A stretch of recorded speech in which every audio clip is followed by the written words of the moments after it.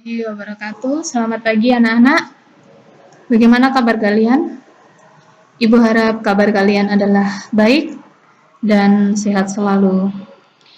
Oke, di kesempatan kali ini Ibu akan memberikan materi yaitu PKK. Di sini untuk bab kita itu adalah konsep desain atau prototipe dan kemasan produk barang dan jasa. Di bab kali ini, Ibu menjadi dua pertemuan. Pertemuan yang pertama, Ibu akan menjelaskan mengenai konsep prototipe. Jadi kesempatan pertama nanti Ibu menjelaskan konsep prototipe, baru nanti kesempatan berikutnya Ibu akan meneruskan lagi mengenai kemasan produknya atau desainnya. Oke, and next. Oke, di sini ada pengertian dari prototipe. Kata prototipe itu berasal dari bahasa Yunani yang berarti bentuk primitif. Dan dalam Kamus Besar Bahasa Indonesia atau KBBI, prototipe diartikan sebagai model yang mula-mula model asli yang menjadi contoh baku dan contoh khas. Oke, di sini ada pengertian dari prototipe. Prototipe adalah contoh yang mewakili sebuah model, suatu produk, atau perwujudan dari teori menjadi suatu produk berbentuk fisik. Jadi untuk prototipe di sini biasanya digunakan sebagai alat evaluasi atau desain baru yang dibuat oleh suatu perusahaan dan yang kemudian prototipe tersebut dianalisis secara sistematis. Oke, next. Nah, poin yang kedua di sini ada kategori dalam prototipe. Jadi di sini ada 4 kategori dalam prototipe. Yang pertama, apa sih kategori dalam prototipe? Kata prototipe dan model sering digunakan secara bersamaan karena istilahnya bisa dikatakan bahwa prototipe merupakan model suatu produk.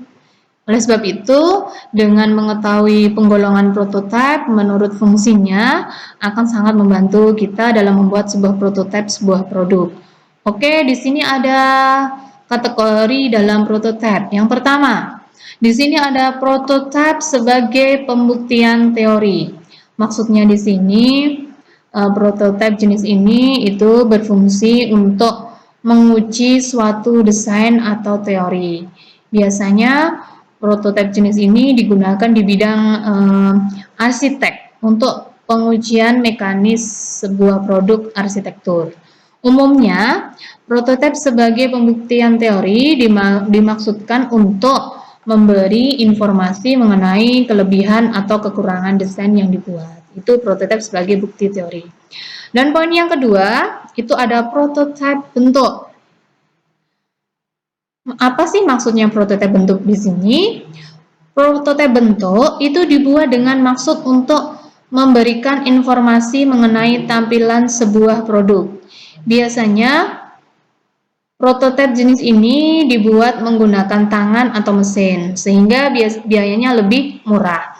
Dan prototipe bentuk hanya digunakan untuk memberikan umpan balik bagi produsen mengenai bentuk umum dalam suatu barang. Dan berikutnya adalah prototipe visual. Maksudnya prototipe visual merupakan prototipe yang dibuat sesuai dengan tampilan, terus nuansa, material, dan dimensi produk asli. Jadi prototipe jenis ini tidak dimaksudkan untuk penggunaan sebenarnya, hanya digunakan untuk uji akhir suatu produk. Dan prototipe visual ini sering digunakan sebagai model palsu. Ya, maksudnya model palsu dalam sebuah pameran.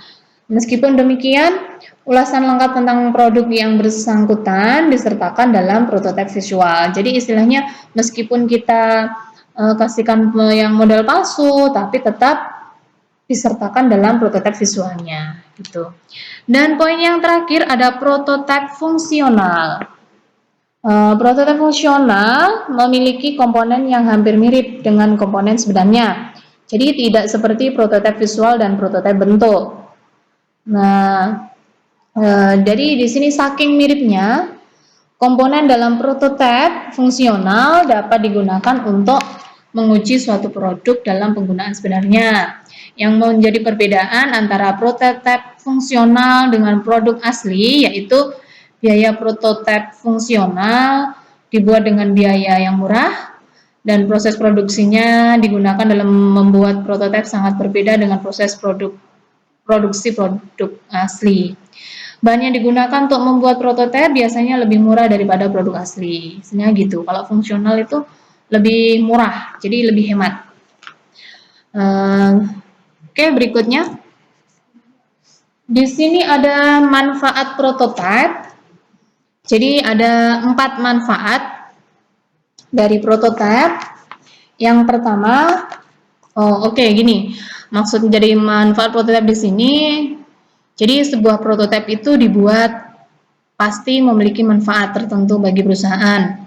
Bagaimanapun juga kualitas suatu produk berkaitan erat dengan kualitas pelanggan. Maka dari itu, prototipe produk menjadi sebuah hal yang penting bagi suatu perusahaan. Jadi ini adalah manfaat dari prototipe yang pertama, sebagai alat uji dan penyempurnaan desain produk. Jadi mungkin ide kita akan bekerja dengan sempurna dalam aspek teori, namun ketika kita mulai mewujudkan secara fisik, maka kita akan menemukan kekurangan dalam barang yang kita buat. Itulah sebabnya prototipe dapat digunakan untuk menguji fungsionalitas ide kita. Kita tidak akan pernah tahu apa yang salah dengan ide yang kita ciptakan sampai kita mengeksekusinya menjadi bentuk yang nyata. Jadi intinya prototipe itu adalah kemasan produk atau desainnya. Oke, yang kedua, manfaat dari prototipe itu untuk menguji kualitas dan penampilan berbagai jenis bahan.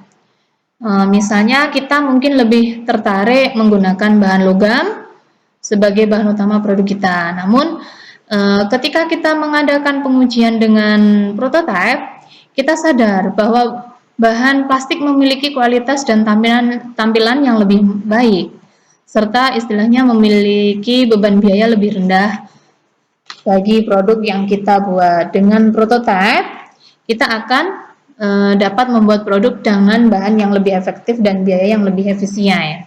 Jadi biar kita mendapatkan laba semaksimal mungkin. Oke.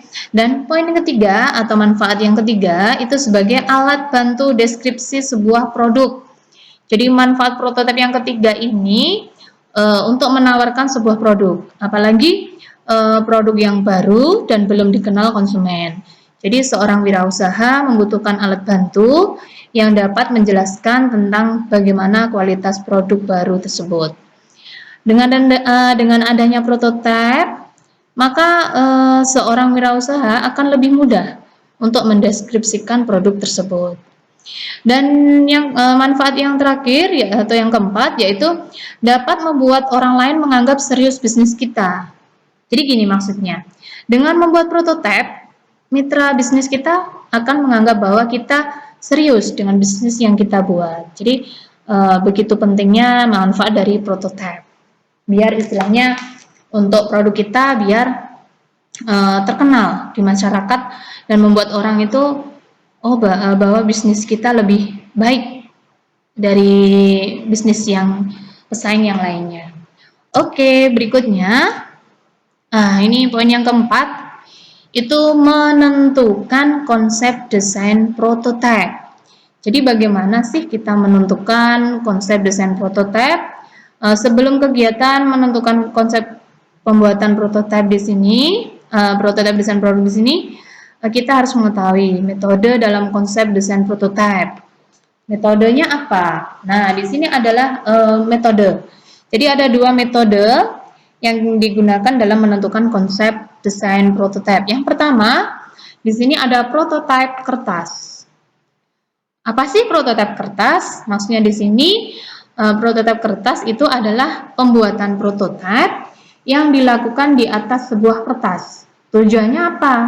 Tujuannya untuk mendapatkan informasi pada desain awal produk. Dan prototipe kertas itu dapat memberikan informasi dalam proses awal pembuatan desain, sehingga kita mengetahui apakah kita menuju ke arah yang benar atau salah.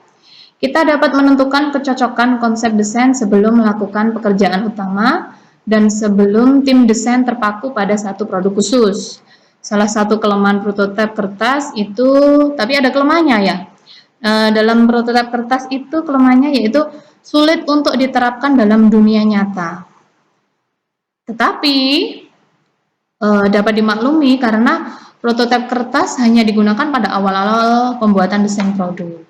Dan yang kedua, mengenai metode desain prototipe itu ada prototipe cepat.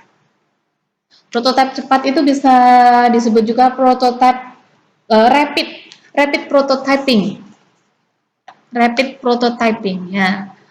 Jadi di sini maksudnya prototipe cepat di sini menjadi alat untuk menguji dan mengomunikasikan desain yang sedang dikembangkan.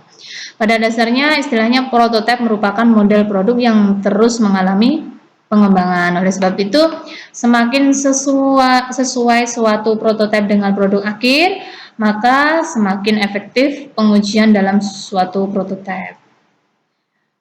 Mengapa kertas? Mengapa ya? Istilahnya rapid prototype atau prototipe cepat itu menggunakan kertas karena kertas adalah bahan yang murah dan tidak membutuhkan banyak keahlian khusus seperti itu. Jadi itu adalah ada dua metode dalam desain prototipe, menentukan desain prototipe di sini. Nah, berikutnya di sini poin yang kelima atau poin yang terakhir di pertemuan yang pertama ini, maksudnya poin mengenai prototipe, tapi yang pertama nanti ada saya bagi menjadi 2 pertemuan biar kalian lebih paham. Yang kelima atau yang terakhir adalah dimensi pengembangan produk. Nah, kenapa kok di sini saya kasih dimensi pengembangan produk dari sudut pandang investor pada perusahaan yang berorientasi pada laba atau keuntungan? Usaha pengembangan produk dikatakan sukses itu jika produk dapat diproduksi dan dijual dengan menghasilkan laba. Jadi intinya kita dikatakan sukses itu berarti kan kita sukses dalam menjual produk dan menghasilkan laba atau keuntungan. Namun, laba seringkali sulit untuk dinilai secara cepat dan langsung. Maka dari itu, ini ada beberapa dimensi pengembangan produk agar istilahnya supaya menilai kinerja usaha itu menghasilkan laba yang banyak seperti itu. Yang pertama itu ada kualitas produk.